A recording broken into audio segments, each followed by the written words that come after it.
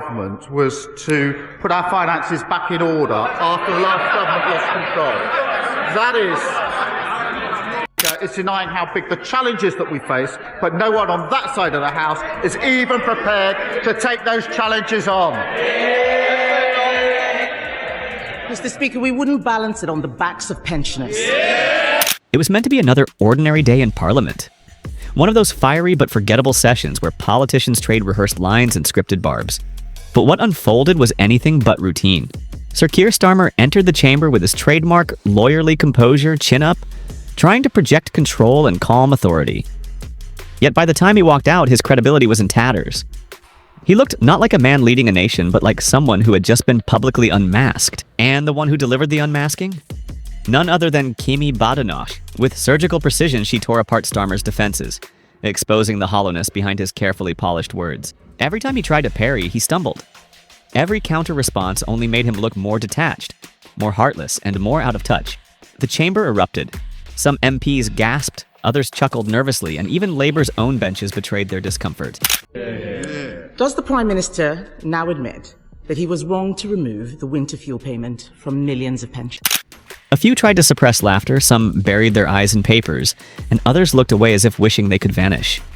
What Badenoch said next wasn't just a jab, it was the knockout blow, like a strike that didn't just silence Starmer, it dismantled him completely, leaving him exposed before the country.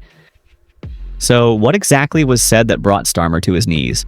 Badenoch leaned in and asked, "Does the Prime Minister now admit that he was wrong to remove the winter fuel payment from millions of pensioners?"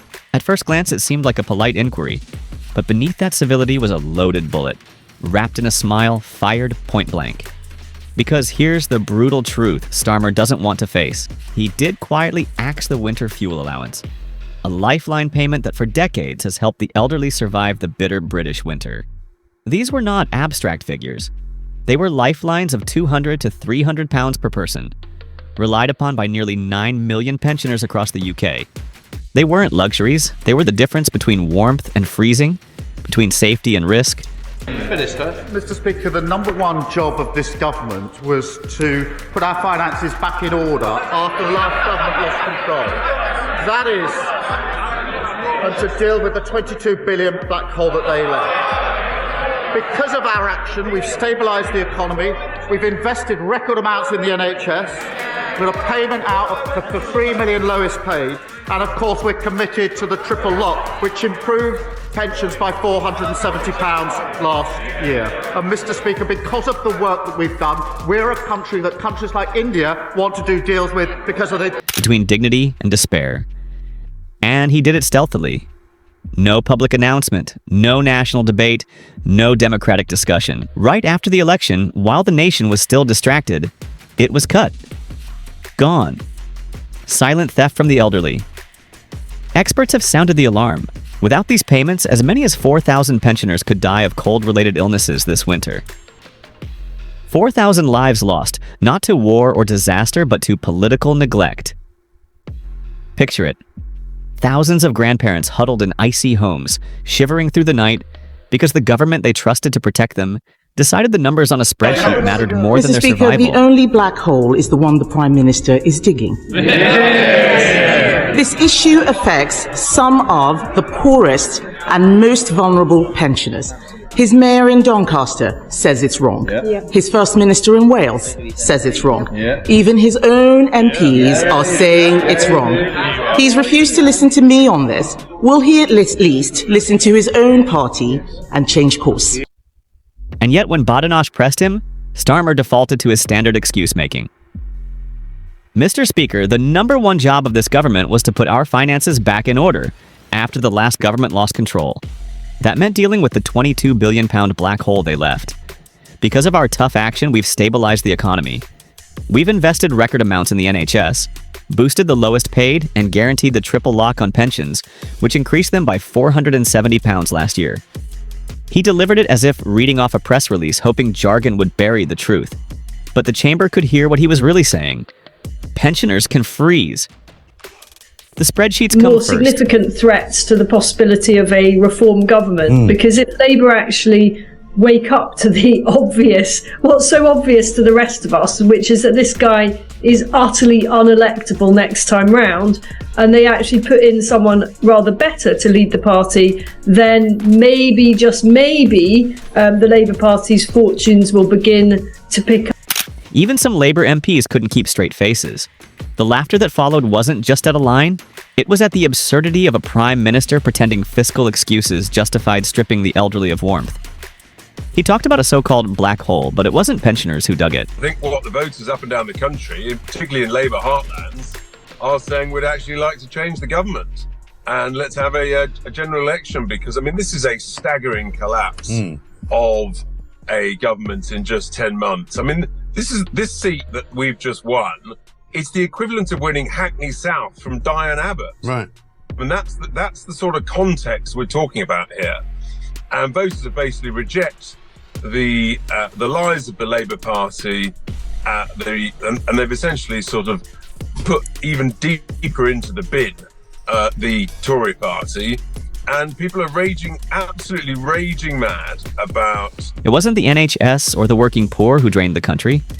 It was political incompetence, decades of bad management, and tax avoidance by the wealthy elite. Yet Starmer insists the weakest should pay the price. Mr. Speaker, let's spell this out. All the parties opposite would take this country back to where it was a few years ago. Broken public finances, interest rates through the roof, NHS waiting lists at all-time high. Because no other party in this House is prepared to say how they would put the finances straight.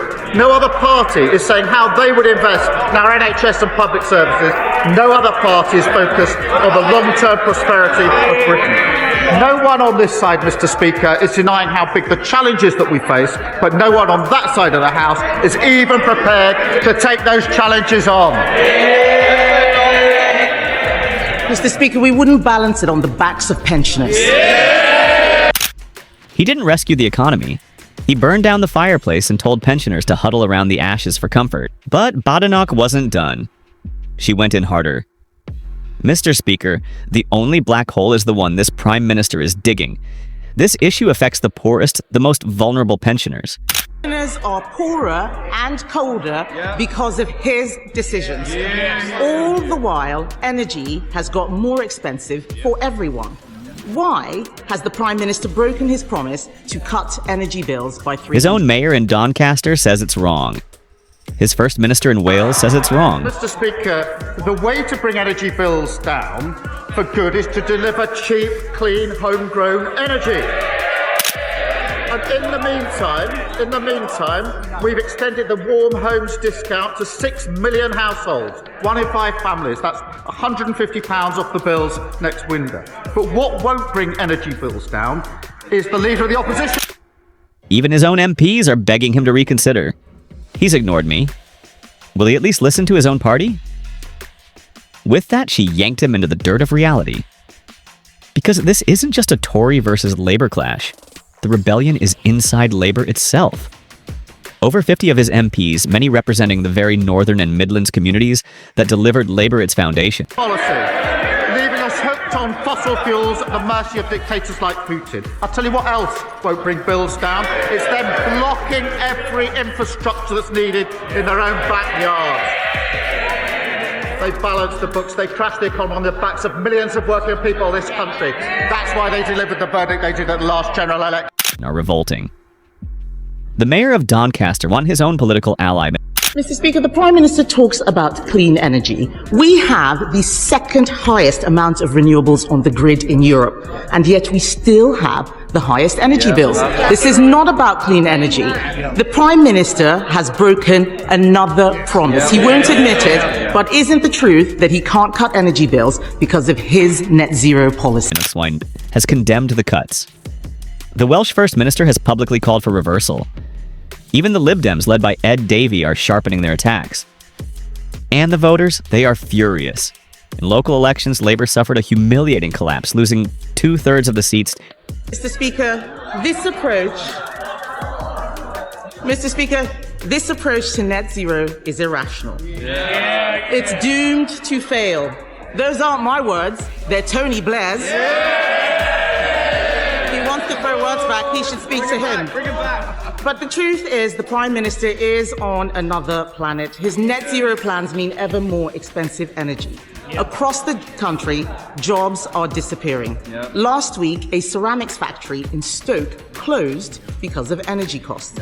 This morning, 250 more job losses have been announced in the North Sea. And yet, the amount of gas the UK is importing is double.